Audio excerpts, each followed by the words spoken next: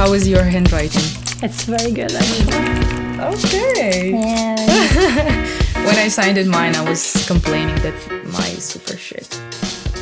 I'm an artist, trust me. Hi everyone, I'm Maria and you are watching MoveOn, a storytelling podcast where I invite foreigners and we are talking about basically everything. How to be a foreigner, traveling, crazy stories. This the girl exactly to tell crazy stories. And I'm a foreigner myself. I'm a Russian in Poland. And today my guest is Giorgia from Italy. Hey. Hi, everyone.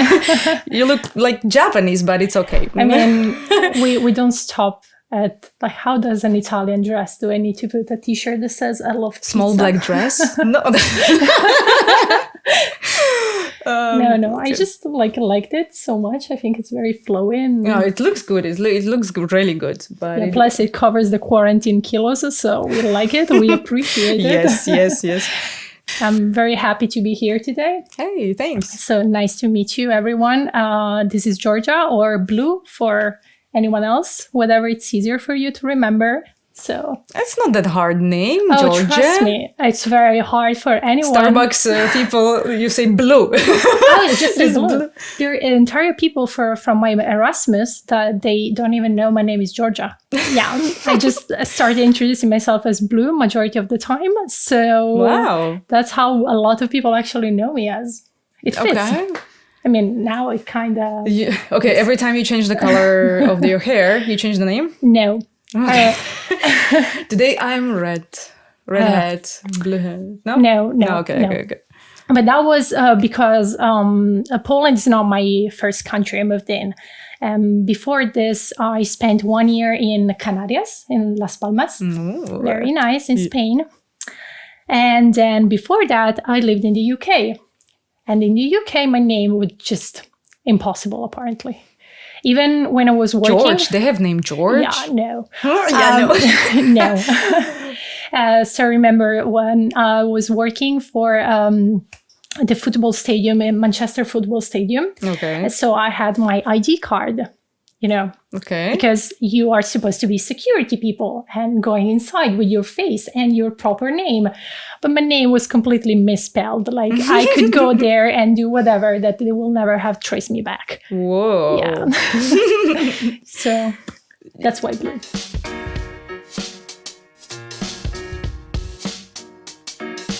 You were saying that you are not very, you are not fully Italian. Mm-hmm. So what's there? What's the cocktail? The cocktail is a very mixed cocktail. So I'm half British. My dad's from Great Britain. And my mom is Italian, but a bit mixed because from a bit Slavic. And actually my dad, it's half British, half Italian. So it's a very big mix. And wow, yes. Yeah, it's very common for me. People being surprised I'm Italian because I don't look... you don't look like... I don't look very Italian. One very funny thing that struck to me when I came here was how we are called in Poland. Because as you know, Italian is Włochy. And when they told me why we're called like that, I was laughing very, very hard. I don't know that. Yeah. Okay. We're called that because there's this stereotype in Poland, I think that's what they told me, that we are supposed to have this very thick, curly black hair. And that's probably because the southern of Italy, they tend to have more Mediterranean traits compared to everyone else. Mm-hmm. And actually it was very, very funny because this spring I visited my friend's parents. And I met her grandmother. The grandmother didn't speak any English, of course.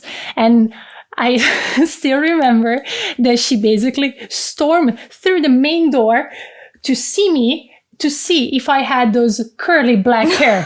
And to me, that was very funny because my friend was just laughing on the floor, explaining to me what was going on. And she was so disappointed because she was like, how she's Italian? She doesn't have curly black hair. And I was like, yeah. So Włochy means something with the hair? Like if you see the włosy. Okay, włosy, okay. Yeah, it's hair. So we are supposed... So you were like hairy people. Yeah, we're hairy people. Oh, you're hairy people. Okay. Okay, I agree with that. Okay. Yeah. So Italian men are handsome, but hairy, yeah. they have beards. They have everywhere, everything. I mean, like, come on, what, men don't have hair on their legs? That's pretty normal. It's normal. No. Cultural differences. Yes.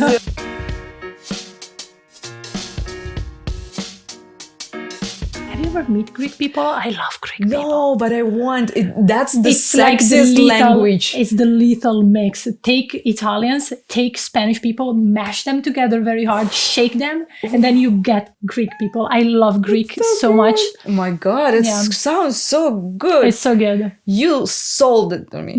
Just like... They're very funny. I had very good friends from Greece. That's awesome. Yeah. I only know the Greek language and it's really, really catchy. And so I didn't know that it's so smooth and like... exactly, like combination of Italian and Spanish, maybe, because those are very melodic languages. And I didn't know that Greek is also like this. I had the pleasure of studying ancient Greek when I was in high school for 5 years, very long years. Ancient is different than nowadays, it's different, right? but they have the same obviously. alphabet, and it's the basic. It's like Latin and Italian, let's say, but some verbs are still the same, so you can still like catch some parts of the conversation, but it's like Latin and Italian. If you speak Latin, you will not understand Italian. You can get what is going on, but it's a different language. But it's very melodic because they used to speak in metric.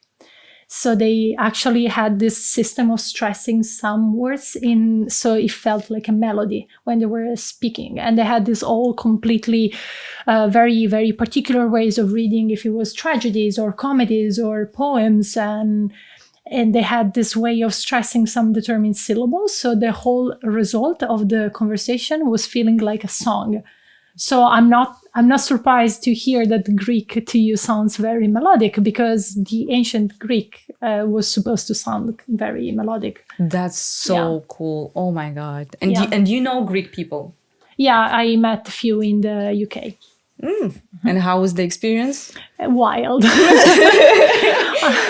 Yeah, very, very wild. I mean, we were not very close friends.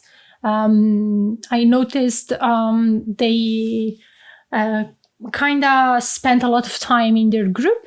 Like many Italian people I met, we tend to stick with Italians. And many Spanish people I met, they tend to stick with Spanish people. I think it's in our nature. It's more, we are more expressive this way. There's some, I don't understand how it works, but this is kind of how it always end up. Like my group of friends were always the Spanish group, the Italian group, the Greek group, and we kind of mixed, but it was always those three separate groups. And it happened in the UK, it happened in Spain, it happened here in Poland. So I'm seeing that it's kind of like a pattern. It's not a specific thing. We clustered together for some reason. I don't know, please explain it to me. I'm very interested. And so we were not very good friends, but we partied a lot together and it was very fun. Like, hands down, best parties I had was Spanish group, my Italian group, and the Greek group. It was, oh my God, it was so good. Very good, very good. Formula of a great party. I mean, I'm sorry if if I sound stereotypical. I'm just reproposing my own experience. And of course, every person is different and everyone behaves different. This is just what I experienced in many years living abroad and meeting different people. I'm learning a little bit Polish. Do you learn? Yes, but it's bardzo trudno. Yes, for you especially. It's very hard. Slavic languages, if you speak a Romance language, it's very hard. just hard. Yes. German is still harder for some reasons. I mean, different structure, different logic of everything, of the grammar. So no surprises there. How's your Polish journey going? It's going somewhere there. I'm learning on the go. So I hear people talking about something and I'm like, okay, that's a useful phrase. I use Google Translate. And if something like pretty regular in my vocabulary, it stays with me. But it's similar to not Russian? that much. on maybe the logic of a grammar, yes, but words are different. So it's not like Italian and Spanish. No. Okay. No. Ukrainian and Polish are closer, but Russian developed really, really further. Okay. So it's not the same these days. So Like, I think no country is perfect. Like, I love Italy, but I know that if you're a foreigner in Italy, your life is going to be hell. Ooh. To find someone who speaks English. Okay. So unless you Yes. speak Italian or you live in a very big city, still. Okay. I don't know what's your experience. Yes, same. You go further from capitals, bigger cities, and that's it. Yeah, so No one speaks it. Oh, so yes. it's not exactly the most. And this is a touristic country. And there's like, we one don't need cares. English. Yeah. No one cares. You came here, so it's like not our business. In Venice, no one speaks English, and I can guarantee you because I'm Yes. from Venice, and no one speaks They English. don't. I lost in Venice.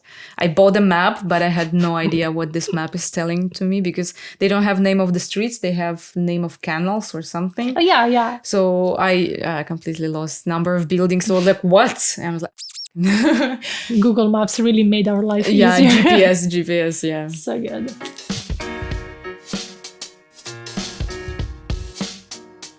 But Poland is great. Come visit Poland. Poland is amazing. They have pierogi. Pierogis are good. Okay, I love okay. pierogis. But Ruskia? Oh, God. So good. has zero connection with Russia, but okay. Do you have pierogi? Piroshki? No? It's different type of dish. Yeah, we do call it piragi. So it's a different accent. But it's a different thing. So I think it's more piroshki that you were saying. What they call pirogi, we call pilmeni, but it's also different dish. So it's false friends. So yeah, kind of common things, but it's still different cuisine. Nothing shocking. So when I came here, I didn't have a cultural shock. Yeah, and for you, was it like a? I mean, Wow. I've been to the UK. Nothing can be worse than food in the UK. It's not a stereotype. It's very bad. It's Why bad? I heard, I mean, I've been in UK, so and there you have the quality. restaurants. No, the food quality is very bad. I Quality, gained okay. almost 20 kilos in 6 months because the food there, the quality of food, it's so bad that I don't even know what's inside. Because the diverse is there. Yeah. They have like restaurants from all over the world. You can find any food. Lebanese, I don't know, Russian, Egyptian, whatever, Morocco. Yeah. Everything there. And I was really impressed. I'm like, oh my God, today I want this, tomorrow I want that. So you have choices. But Then you end up eating Mexican for every day of the week because Mexican is the supreme food. Yeah, for me, food in the UK was the worst. Like that's when I had my cultural shock. Okay. It wasn't a cultural shock like every other basic Italian, because I know many Italians that don't have these problems, but a lot of Italians I noticed they go abroad to live and they look for the same exact foods they eat at home. But there's a problem. You will never be able to find it. Even if you make it yourself, it's never going to taste the same because the ingredients are different. So when you have to go with very low expectations, like if you think they're low, lower them because you're going to still be disappointed. Like, just trust me. So I wasn't shocked because I was expecting, Italian food. I was shocked because the food quality was very, very bad. Okay. And I didn't understand how bad it was until I got back home and was like, wow, veggies actually taste like vegetables here and not like tasteless. Okay, but it just doesn't taste like anything. And in Canarias, for example, fruit and veggies, they didn't taste like good because it's an island, volcanic island in the middle of nowhere. But bananas and fish, oh, that tasted very good. And potatoes. Potatoes in Spain are amazing. I don't know what's with potatoes in Spain. Bravas patatas, yeah. So good. So good. I think when you move abroad, you should accepting the fact you're moving to another country, and you will eventually find places that have food like home. But I think to have the real experience, like, you should try to embrace the local culture and local food, and at least try. Absolutely. I know a lot of people don't like jurek. Jurek? Yeah. Jurek? Mhm, Okay. I never eat the meat one because I don't eat meat, but my good friend here in Poland, she's vegan. So her mom made me jurek, but vegan jurek, but made by a Polish mom. So I'm pretty positive it was like good jurek. Okay. And that tasted amazing. It was very sour. I don't think I will Yes. ever eat it ever again. But that was an experience. And I wouldn't be able to say I like it or don't like it, just without even trying it. Okay. Okay. Or like barszcz czerwone. Like you haven't been in Poland if you haven't tried barszcz czerwone at least once, I think. I feel what you're saying. You should try local stuff, but once you see, and you're like, I cannot. You don't eat meat, but do you know what's tartar here? Yeah, we have it in Italy as well. The Tartara. raw meat? Yeah, raw meat. That's unbelievable. It's just, seriously, just cooked it. But it's very different because, for example, in Italy, it's very common to eat horse meat. Okay. But here, never heard of it.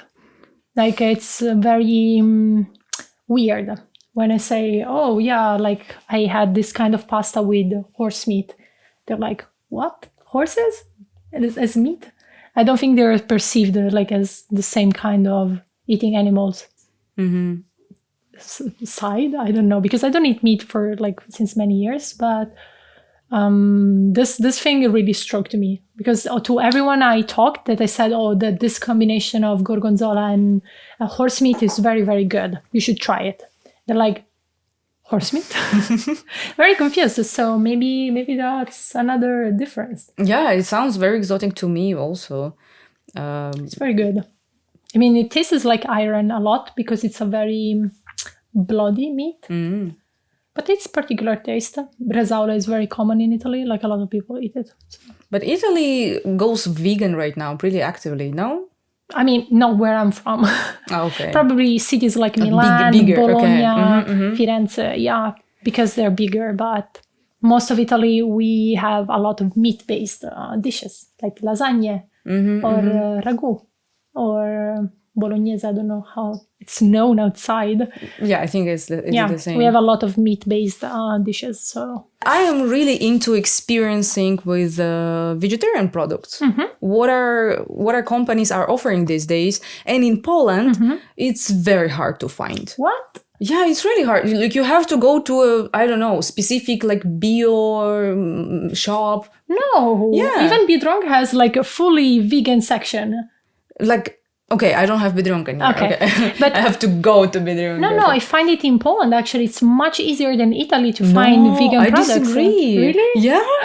My experience in Italy was completely the opposite. But you've been to cool parts of Italy. North. No, yeah, but Okay. like north, Milan north kind of Italy. Okay, yes, Milan North. I live from countryside northeast, where there's us and sheeps and Slovenia.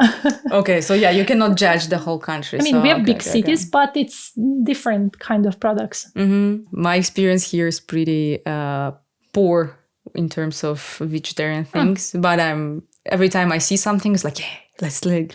Have you ever tried vegan cola? There's vegan cola? Yeah. Why it's vegan cola? I don't know, just vegan cola. Is I don't know. cola not vegan? Oh, by the way, very fun fact for vegan people out there who enjoy Italian drinks. Aperol, it's not vegan. Ooh. Yeah, because the color of Aperol Spritz, that very stark orange, it's actually obtained from this kind of animal, like a small bug. So the color, the pigment comes from the small bug. So Aperol Spritz is not even vegetarian because there is animal parts inside. So fun fact. Do you count insects as an animals? Yeah. Okay. From some extreme like parts, but that's a very cool fun fact about. Yeah. I didn't know that the Yeah. color from the insects. Ooh. Yeah, this is a thing here in Poland I really miss. The Italian culture of meeting people for aperitivo or for coffee. Like, I don't know what it is with outside Italy that having a coffee together, it's like taking a coffee and going away. Like I sit with this amount of espresso, which take me 5 seconds to drink, and then I sit there and chat with my friends for 5 hours. Explain it to me, a word.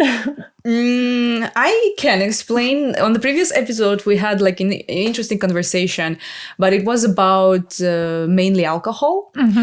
But I think what you're describing, I can also apply my theory to this, that countries like yours, South countries, they are socialized, and then something additional is going on, just for sake of not sitting without empty hands. I don't know. But in here or in Russia, you do things first and then you kind of socialize around this thing. So you socialize around the coffee, and coffee should be big, coffee is empty, conversation is over. But yes, so you are only confirming my theory that you are very social people, and I really adore that. I think our culture is missing a little bit this part, but we have different beautiful parts, I believe. Yeah. Somewhere there. I hope so. That's what makes us all beautiful, the fact that we are different. Otherwise, it would be pretty boring.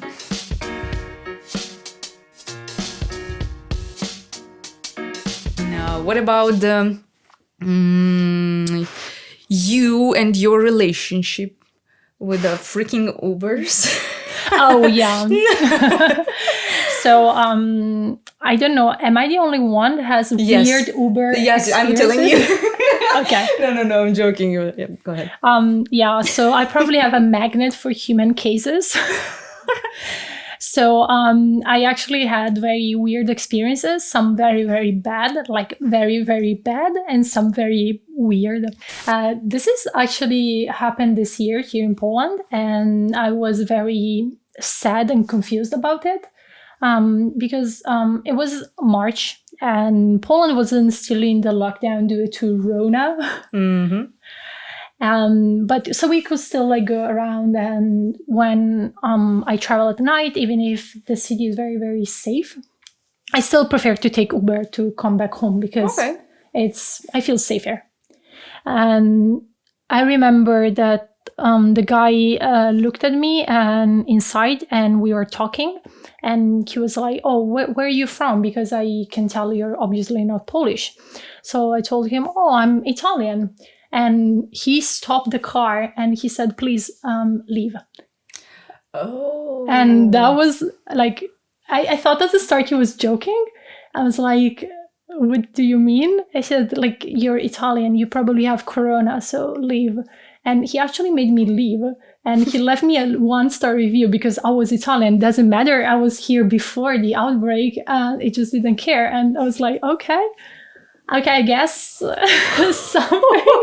I was very like, what can you tell them? Like, I mean, they're right. I cannot tell them anything, but it was just very... But it was the time when Uber drivers has no protection or something? Yeah, it was just at the start. But still, come on, it's just, still. Yeah, so please don't do that. No, everyone it's like, you know, if you're a nationality, doesn't Corona mean... it's not by nationalities, it doesn't work that way. It's just, yeah, it was very, very sad. I have to say, I felt very... Now I understand when people say like they feel threatened because of something they cannot control. That was the first time for me someone ever said something to me because of my nationality, because, you know, I'm quite lucky being Italian. Yeah. And I was very shocked. I have a few Black people friends, like they're from Italy, where there are not many in where I live. And I never understood like the idea of racism much because we never treated them differently. So whenever the whole Black Lives Matter movement came to break up in the US, I was like, but we don't have white privilege. Like there is no difference. Like we are all the same, because I never experienced any kind of racism like in my life. I never saw it. And then I realized it actually exists. It just never happened in my close circle. And that was a really like a cold shower in a way, because I realized that, okay, if that happened to me, just from a conversation because of a virus. And they're like, oh, you're Italian, so you have this virus. What does it feel like for maybe people from Asia? The people are just like ignorantly say, oh, you look Asian, so you have coronavirus at the start. People in Italy were like segregating Chinese people because they thought everyone had coronavirus because they were from China, even from living in Italy for 10 years and never being back for like 5. And now understood like what was the being discriminated for something you cannot control. But it was, of course, I don't feel discriminated because I'm Italian, but in that particular way, I kind of came to the realization this stuff is real. It happens. And some people, it happens every single day. And for something they cannot control, they can be asked to leave the bus or something because they have prejudice over them for something they cannot control. And that was really bad because it made me reflect really hard. And it was, yeah. Do you get what I mean? Yes, because I feel that way. Once I arrived here, until these days, I'm not saying that I'm Russian. I don't talk. If I talk, it will be English. I kind of covered that I am Russian. I just don't want to get hate into my face. And they do not interest. Okay, they do have a hate towards Russians, but more towards Ukrainians. Yeah, and they do not separate us. There's like a you East. Okay, something positive. Something positive, yes. Okay, this guy, oh, he was so funny. So he came, pick me up. I was like 2 a.m. I was chilling with a friend. And so I called Uber and he comes and he was like shouting at me in English because he probably recognized the name. It was not Polish. And he was like, you cannot believe what just happened. I was like, yeah, if you tell me, maybe I can believe that. And he was shaking and driving like all shaky. I was like, dude, are you okay? Like, do you need to stop? I was like, no, because I just hit a deer. And I was like, wait, what?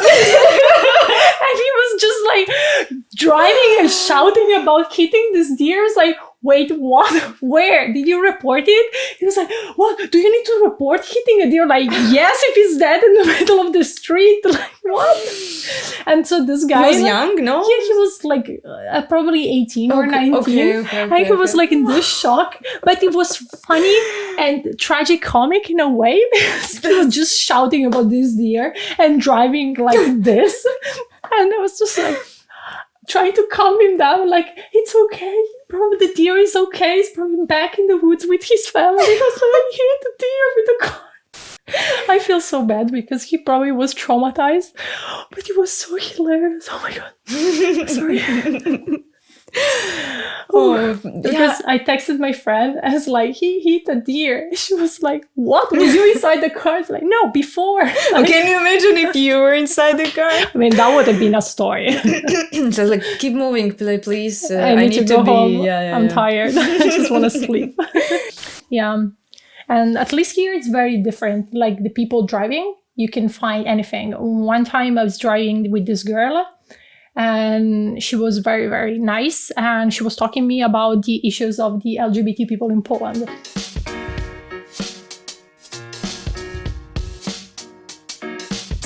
Yeah, we can. Dirty laundry. I love looks better. No, looks good on you. Yes, it's always all-time low time. I actually bought tickets. For what? For all-time low. May 2021. Warsaw. Woo! May 2020. Yes. And you have a hope that it's going to work. I don't care. I have tickets. So whenever they're gonna do that concert, I'm gonna be there. Oh. I have the pick for the guitar from their first concert because I have because I have a friend from States. Shout out to you, Natalie. I love you so much. And she's a very, very big fan of All Time Low. Okay. And they're from the same city. So she knew them as before they became a big band. So she attended a lot of concerts when they were still like a very small band. So she has a lot of random stuff. And she sent me the pick for the guitar from the concert. I was like, that's so cool. I'm going to treasure this with my life. Yeah, it's really cool that people believe and buy tickets. That everything is going to be it was very cheap tickets. 100 zloty. But for where? How far? They didn't have any picking. It was just like the Dance floor, or how does it call? That thing. But I checked the tickets in Berlin. They were 80 euros, and in Verona they were 150 euros. So I was like, I'm taking 100 Swati any day. It's so cool that you can choose Berlin. There. I mean, we're in a very strategic place here. Yeah, that's so true. It's like it's a center of Europe geographically. Yeah. Kinda, yeah. And yeah, I also like it. But from Poznan, it's not really that easy to fly somewhere. Oh, it is. I mean, we have Berlin 2.5 hours away from here. Okay. And the connection is pretty good. And from Berlin, you can go anywhere, basically. Yeah. Every time when I travel through Berlin, but it is a hassle. You arrive to airport and like, I'm still not at home. I still have to take a car or take a train. Yeah, that's true. And go 3 more hours. So but it's cool. We have like such a big capital so close. But yeah, I love Berlin. Yes. It's very nice. I love it so much. I've been there because many of the times. Parties? Actually, I never been partying in Berlin. Okay, I heard a lot. I never been. Yeah, because I have a very, very good friend from home. She moved there because she's a flight attendant and she's based in Berlin. Mm-hmm. So I visited Berlin a lot of times because she's there and we are good friends from high school. So why not? Yeah. So we tried, but we are old people inside. So we never actually made it to parties. So what did you do? Just chat until morning rises or watch movies or play Trivial Pursuit Harry Potter edition.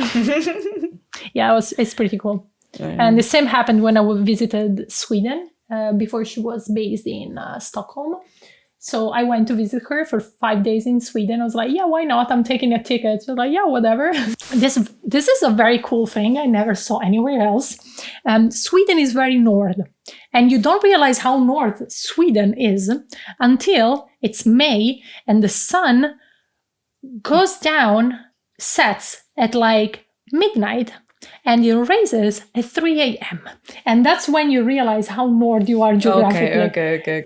Like the world looks so small because we have so many means of transportation. Mm-hmm. And then you just need the daylight to remind you like how actually big it is. And that really struck me. And the sun in Sweden is so much different.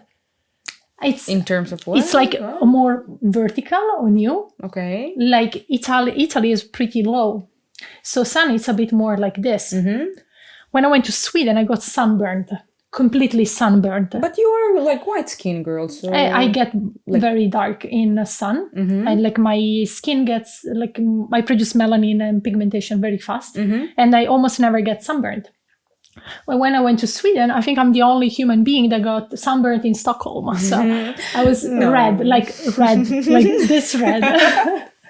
It was very funny. And so I was like, Swedish sun is different. Interesting. Cool. Do you get sunburned in Russia? Yeah. I mean, me personally, I'm very pale.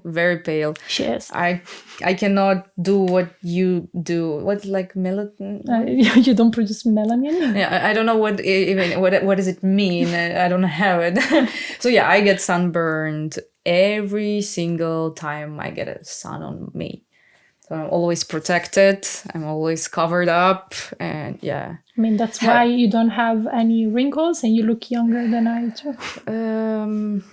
I hope so. I hope for some benefits, Mm-hmm. If I cannot enjoy it, at least I need some benefits. Yeah. I think you age much like less because of the sun exposure. Yeah. I guess so. I guess you look more mature if you think about it. That's why probably Italian men are super hot because they look mature. Because they have wrinkles? Well, they're mature. They don't look like 12. Sun makes you mature. Yeah. Yeah, they do. Oh, yes. Like a sun-dried tomato. Sweet and delicious, but wrinkly. Both of these sound tasty for me. I don't know. I'm gonna lose my citizenship for saying the Italian man look like sun-dried tomatoes. Did you make your choice where to? I know the word is too small, like too big, and there's not enough time. But I hope to be able to move to Asia. I'm looking to Korea at the moment, and so looking very intensely. Still makes sense. So you have some connection. I mean, I love Asia so much. Okay. Like a lot. Okay, but you've never been yet. No, never. But I wish. But I'm very scared because there, the stereotypes about Europeans are much worse. Like there, as a foreigner, it's much worse because they are less accepting and less open to new people. Oh yeah. So you're like in Japan, you tend to be the gaijin, which is the foreigner. You're not like an individual. You are the foreigner. You're not welcome. You're not really that welcome. So, I mean, they have some historical points about it, but...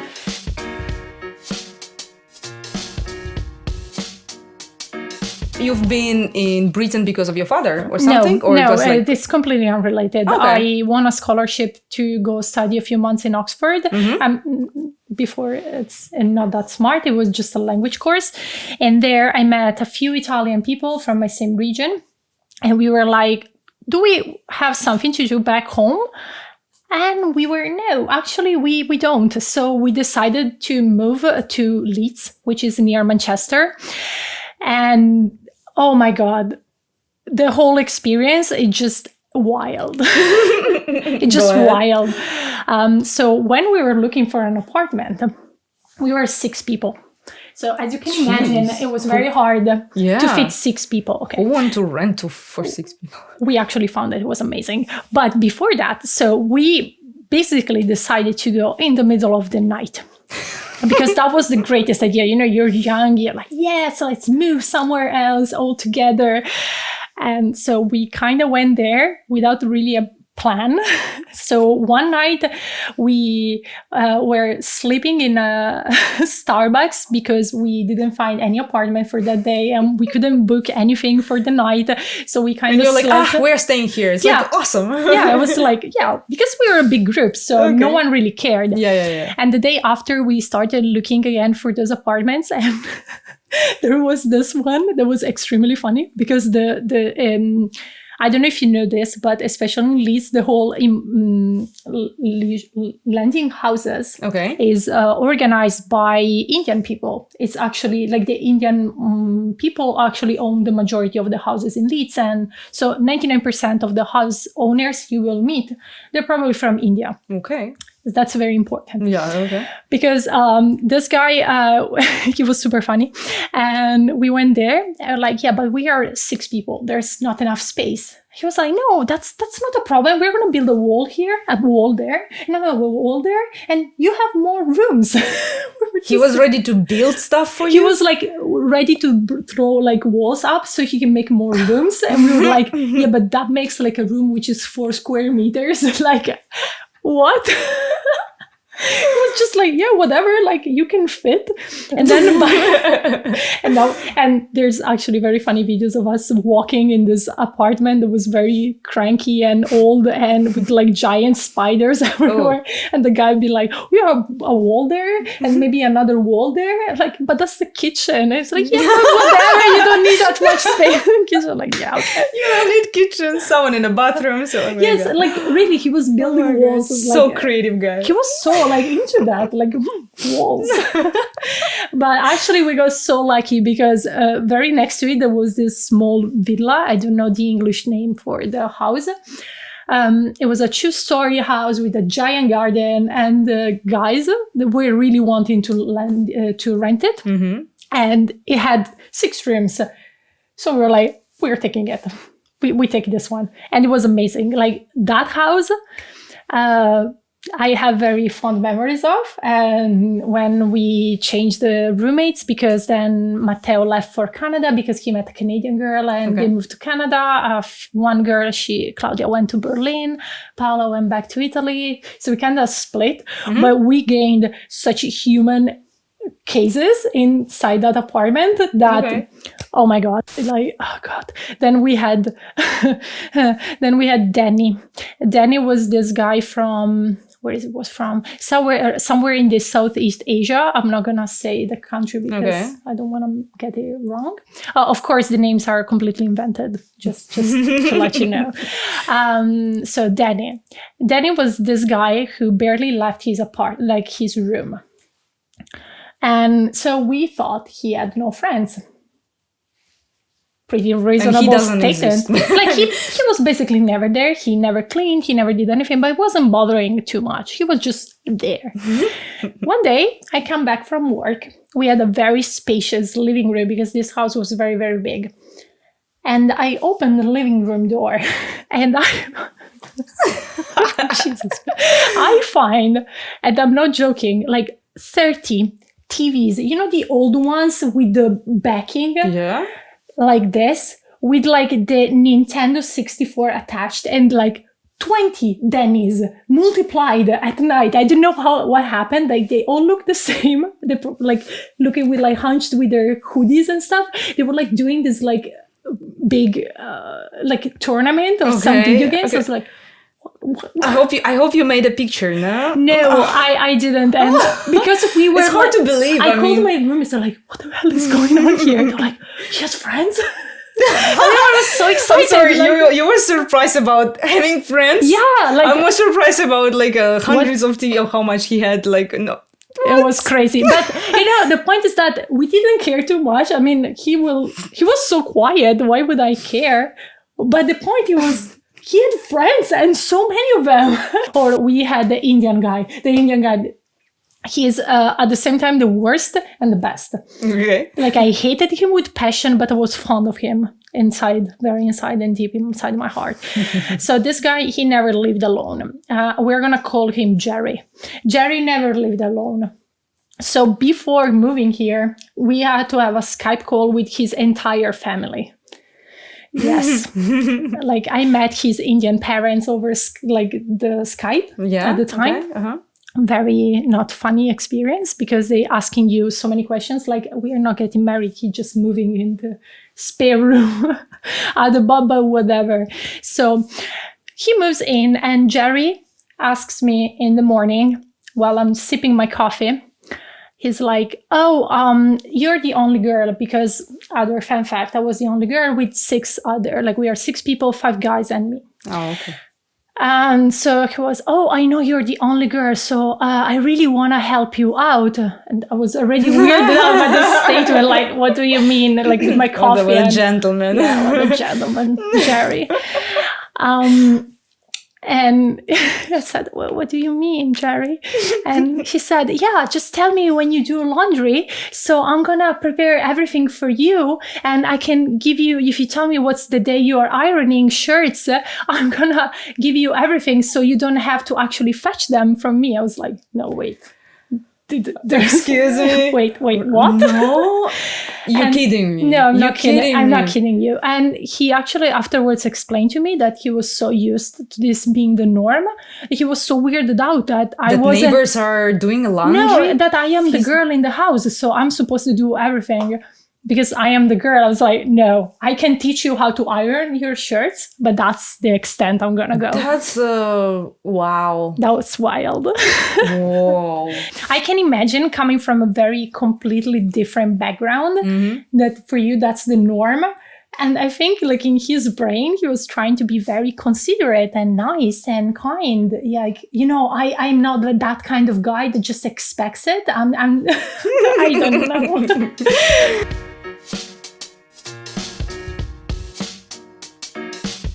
In the UK, I went to a lot of clubs. Not because we were super big clubbers. I mean, we were. But in the UK, it's very common to drink a lot. They have very big issues with alcohol. So it's super common to drink. Like it's almost socially unacceptable not to drink. Okay. Like here, no? More extreme. Okay. It's more like here, at least they keep control. Most of the time. In there, it's very bad. It gets very, very bad.